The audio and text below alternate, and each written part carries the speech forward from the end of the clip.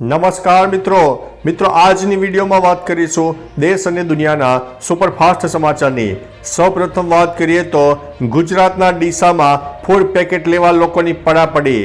ડીસા ખાતે પ્રધાનમંત્રી આવાસ યોજના અંતર્ગત આવાસોનું ઈ લોકાર્પણ અને ખાતમુહૂર્ત કાર્યક્રમ યોજાયો હતો।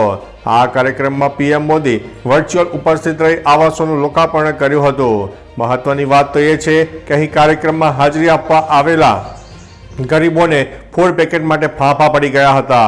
લોકો ફૂડ પેકેટ માટે જીવના જોખમે પડાપડી કરતા જોવા મળ્યા હતા, જેનો વિડીયો સોશિયલ મીડિયામાં વાયરલ થયો છે। અન્ય મહત્વના સમાચારની વાત કરીએ તો વિદ્યાર્થીઓ ભરેલી બસમાં આગ લાગી હતી। વલસાડમાં ધરમપુર આવધા ગામમાં વિદ્યાર્થીઓ ભરેલી સ્કૂલ બસમાં અચાનક આગ લાગી હતી। બસમાં 30 વિદ્યાર્થીઓ સવાર હતા, તેઓને સલામત રીતે કાઢી લેવામાં આવ્યા હતા।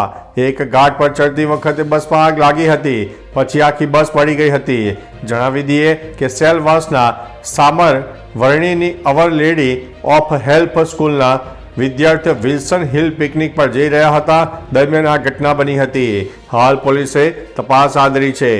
અન્ય મહત્વના સમાચારની વાત કરીએ તો રાજકોટની મહિલાએ પીએમને જલેબી અને ગાંઠિયા ખાવા માટે આમંત્રણ આપ્યું છે। ગુજરાતના તમામ વિધાનસભા મધ્ય આવાસ યોજનાનો લોકાર્પણ કાર્યક્રમ યોજાયો હતો, જેમાં પીએમ મોદીએ 1 લાખથી વધુ આવાસોનો ઈ લોકાર્પણ કર્યું હતું। આ કાર્યક્રમમાં રાજકોટના વાવડીમાં આવાસ યોજનાના લાભાર્થી રેખાબેન ચૌહાણ સાથે પીએમ મોદીએ સંવાદ કર્યો હતો। ઈ લોકાર્પણ કાર્યક્રમ દરમિયાન લાભાર્થી રેખાબેને પીએમ મોદીને રાજકોટમાં જલેબી અને ગાંઠિયા ખાવા માટે આમંત્રણ આપ્યું હતું। અન્ય મહત્વના સમાચારની વાત કરીએ તો પંજાબમાં ઘર ઘર રાશન યોજનાનો શુભારંભ કરવામાં આવ્યો છે। દિલ્હીના મુખ્યમંત્રી અરવિંદ કેજરીવાલ અને પંજાબના મુખ્યમંત્રી ભગવંત માને પંજાબના અમલોહમાં ઘર ઘર રાશન યોજનાને લીલી ઝંડી આપી હતી। પંજાબમાં આ યોજના ગઈકાલથી શરૂ કરવામાં આવી છે। હાલ કાર્યક્રમના વિડીયો પણ સોશિયલ મીડિયામાં વાયરલ થઈ રહ્યા છે।